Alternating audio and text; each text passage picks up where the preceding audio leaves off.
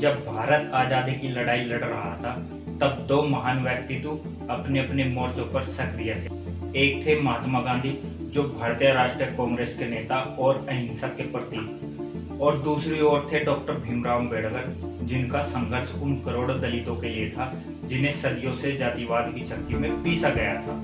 लेकिन क्या इन दोनों नेताओं के विचार एक जैसे थे? बिल्कुल नहीं। यह कहानी है गांधी और अंबेडकर के वैचारिक टक्कर की। नमस्कार, मेरा नाम है रवि और आप देख रहे हैं हमारी खास पेशकश कहानी। यहाँ हम आपको हर वो किस्से बताते हैं जो आपको ले चलेंगे उन पलों में जहाँ आंदोलन, संघर्ष और क्रांति ने जन्म लिया। डॉक्टर अंबेडकर का जन्म 1891 में महाराष्ट्र के एक दलित परिवार में हुआ। पहले भारतीय जिन्होंने विदेश में जाकर अर्थशास्त्र और कानून की उच्च शिक्षा प्राप्त की, कोलंबिया यूनिवर्सिटी और लंदन स्कूल ऑफ इकोनॉमिक्स से। और वहीं महात्मा गांधी का जन्म 1869 के गुजराती परिवार में हुआ। इंग्लैंड से कानून की पढ़ाई की, दक्षिण अफ्रीका में सत्याग्रह की शुरुआत और भारत लौटकर कांग्रेस के माध्यम से स्वतंत्रता आंदोलन की अगुवाई। 14 अगस्त 1931 का वो दिन जब महात्मा गांधी और अम्बेडकर के बीच मुलाकात हुई थी। उस वक्त महात्मा गांधी ने अम्बेडकर से कहा था कि मैं अछूतों की समस्याओं के बारे में तब से सोच रहा हूँ जब तक आप पैदा भी नहीं होते। हैरानी होती है कि इसके बावजूद मुझे आप उनका हितैषी नहीं मानते हैं। वहीं इस सवाल का जवाब अम्बेडकर की जीवनी डॉक्टर अम्बेडकर एंड मिशन में मिला, जिसमें धनंजय कीर लिखते हैं कि अम्बेडकर ने गांधी से कहा, किसी भी व्यक्ति जिसने अपने घर में एक अछूत व्यक्ति या महिला को नौकरी पर नहीं रखा, या उसने एक अछूत व्यक्ति के पालन पोषण का जुम्मा न उठाया हो, या कम से कम हफ्ते में एक बार किसी अछूत व्यक्ति के साथ खाना न खाया हो, उसे कांग्रेस का सदस्य बनने की इजाजत नहीं दी जानी चाहिए थी। आपने कभी भी किसी कांग्रेस पार्टी के उस अध्यक्ष को पार्टी से नहीं निकाला जो मंदिरों में अछूतों के प्रवेश का विरोध करता पाया गया। 1932 में जब ब्रिटिश सरकार ने कम्युनिकल अवार्ड के तहत दलितों को अलग चुनाव क्षेत्र देने की योजना बनाई, तो गांधी ने इसके विरोध में यरवता जेल में आमरण अनशन शुरू कर दिया। डॉक्टर अंबेडकर इस योजना के पक्ष में थे। वे मानते थे कि दलितों को राजनीतिक प्रतिनिधित्व अलग से मिलना चाहिए ताकि वे ब्राह्मणवादी वर्चस्व से मुक्त हो सके। गांधी जी का तर्क था कि इससे हिंदू समाज विभाजित हो जाएगा। आखिरकार पुनः पैक्ट हुआ।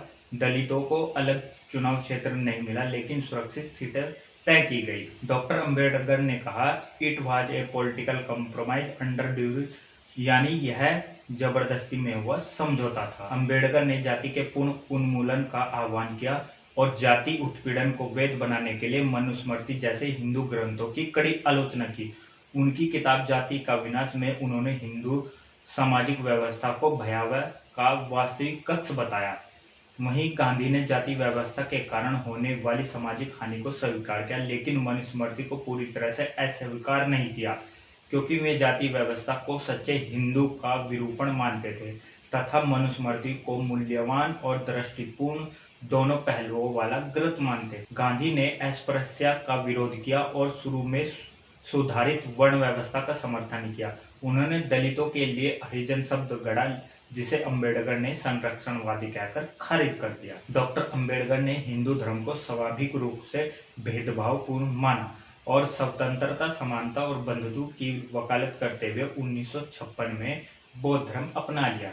गांधी ने धर्म को एक नैतिक मार्गदर्शक के रूप में माना और सर्वधर्म सद्भाव की वकालत की, लेकिन कुछ हिंदू परंपराओं जैसे वर्ण व्यवस्था, दलितों के लिए हरिजन शब्द और मनुस्मृति के उनके बचाव की अम्बेडकर जैसे समाज सुधारकों ने आलोचना की। जहां गांधी, अरविंदो, टैगोर ने हिंदू धर्म से प्रेरणा ली, वहीं अम्बेडकर के विचार बौद्ध धर्म में निहित थे। नवयान बौद्ध धर्म की स्थापना 1956 में अम्बेडकर द्वारा भारत में एक दलित बौद्ध आंदोलन के रूप में की गई थी। अम्बेडकर ने ऐतिहासिक अन्याय को सुधारने के लिए राज्य के नेतृत्व वाली सकारात्मक कार्रवाई का समर्थन किया तथा इस बात पर बल दिया कि लोकतंत्र सरकार का एक रूप नहीं है, बल्कि सामाजिक संगठन का एक रूप है। गांधी ने ग्राम स्वराज और न्यूनतम राज्य हस्तक्षेप की वकालत की तथा नौकरशाही शासन की तुलना में सामुदायिक आत्मनिर्भरता और नैतिक विकास पर जोर दिया। अंबेडकर ने राज्य समाजवाद, नियोजित विकास और भूमि सुधार तथा समान मजदूरी जैसे आर्थिक अधिकारों की वकालत की। उन्होंने राज्यों और अल्पसंख्यक ज्ञापनों में प्रमुख उद्योगों पर राज्य के स्वामित्व का प्रस्ताव रखा। वहीं गांधी ने ट्रस्टीशिप सिद्धांत का प्रतिपादन किया, जिसके अनुसार धनी लोग सार्वजनिक संपत्ति के संरक्षण के रूप में कार्य करते हैं। पश्चिमी उद्योगवाद की तुलना में लघु उद्योग और स्वदेशी गांधी और अम्बेडकर दोनों राष्ट्र निर्माता थे, लेकिन उनके रास्ते अलग थे। गांधी सामाजिक समरसता के लिए परिवर्तनशील थे, जबकि अम्बेडकर सामाजिक क्रांति के लिए। आज भी भारत का समाज इन दोनों के विचारों के बीच खड़ा है। एक तरफ ग्राम स्वराज का सपना, दूसरी तरफ समानता, स्वतंत्रता और बंधुत्व की मांग। सवाल यह नहीं है कि कौन सही है, सवाल यह है कि क्या भारत उनके विचारों को सही ढंग से समझ पाया। इन सब के बारे में आप क्या सोचते हैं? अपनी राय हमें कमेंट बॉक्स में जरूर दें और चैनल को सब्सक्राइब करना न भूलें। शुक्रिया।